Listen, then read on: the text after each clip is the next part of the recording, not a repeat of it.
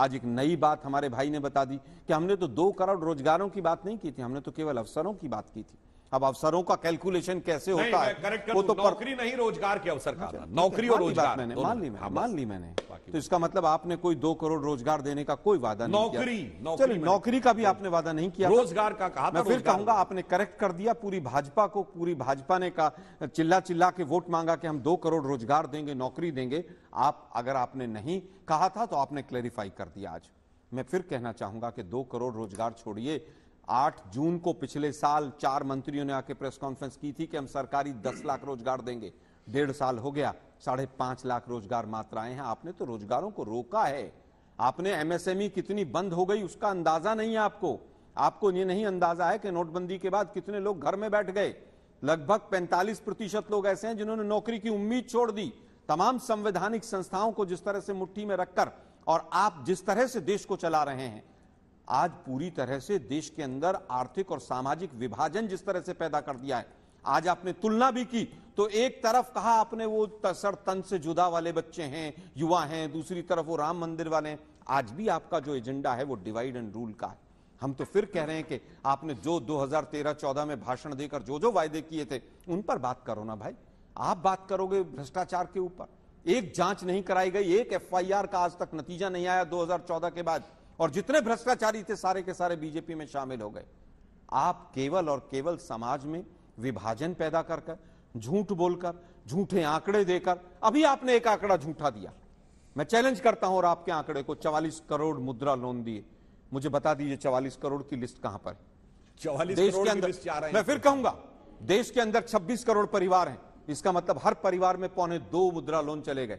दोनों पर जवाब इस पर आप मतलब किसको बेवकूफ दोनों बना रहे हैं आप? पीएम आवास योजना और इस पर मुद्रा लोन पर मैं दोनों बातों आंकड़े कहां से मिलेंगे? कौन सी वेबसाइट है सरकार का, कौन सा आंकड़ा जहां से हम चेक कर सकें? देखिए, पहले तो दर्शकों को बताइए। बिल्कुल जवाब देता हूं, बिल्कुल जो इनकी बात का बिंदुवार जवाब देता हूं। पहले रिवर्स से शुरू करता हूं।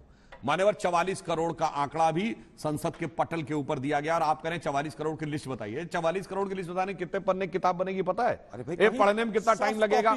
इसलिए नहीं, सॉफ्ट कॉपी पढ़ लेंगे आप।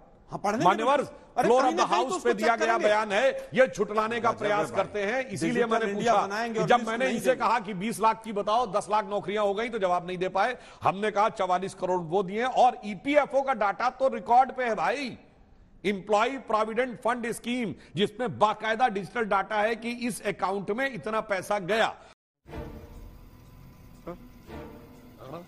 उसमें कोई अभी देखिए कैसे बोल जाते हैं तमाम शंकराचार्यों ने इनके। एक मिनट, इसके बाद में तुरंत आ रही हूं सर, अपने टर्न पे पहला वाक्य पे आता हूं। तमाम शंकराचार्य विरोध में है। पहले तो मुझे इस बात पे तमाम क्या तरीका है भाई? आपने तमाम बार बोला था, कोई भी जाके बोले, कोई भी जाके चेक कर सकता है। एक मिनट, शंकराचार्य 4 हैं, आप किन्हीं 2 का वक्तव्य बता दीजिए विरोध में। खाम में कुछ भी बोलना उचित नहीं लगता मान्यवर। आप धार्मिक भावनाओं का ऐसे मजाक नहीं उड़ा सकते कि पहले कभी कहेंगे अक्षत के लिए ऐसे कर दिया, फिर कह दिया तमाम शंकराचार्य, जैसे कोई शंकराचार्य तमाम होते हो। और नौकरी के बदले जमीन के केस में जो लोग मुकदमा झेल रहे हैं और सामाजिक न्याय की बात करके जो गरीब गुरबा का परिवार अपने को कहता था बिहार में, वो आज सबसे अमीर परिवार हो गया है।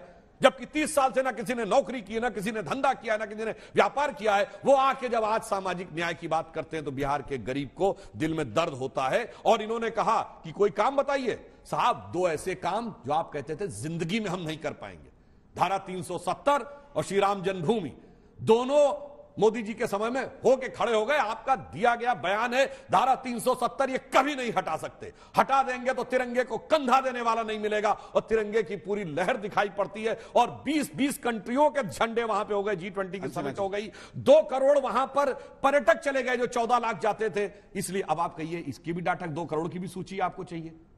क्यों चाहिए ना 2 करोड़ की सूची? छोटा सा जवाब मुझे राजीव जी से अब रिएक्शन लेना है। फिर कहूंगा 3 विषय इन्होंने लिए।